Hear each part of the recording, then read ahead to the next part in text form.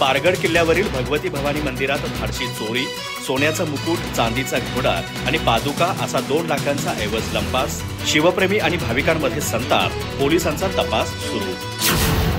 छत्रपती शिवाजी महाराजांच्या पदस्पर्शानं पावन झालेल्या ऐतिहासिक पारगड किल्ल्यावरील भगवती भवानी मंदिर चोरट्यांच्या निशाण्यावर गेलं.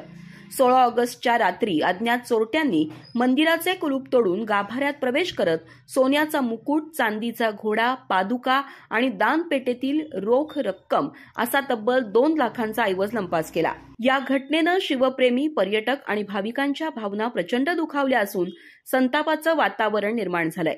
घटनेची माहिती मिळताच चंदगडचे पोलीस निरीक्षक विश्वास पाटील यांनी पथकासह घटनास्थळी भेट देऊन ठसे तज्ज्ञ आणि श्वान पथकाच्या मदतीनं तपास सुरू केला. गेल्या काही दिवसात मंदिरातील चोऱ्यात वाढ होत असल्याचं स्पष्ट होत आहे. याआधीही कल्याणपूर येथील दुर्गाडी लक्ष्मी मंदिरात अशाच प्रकारे चोरी झाली होती.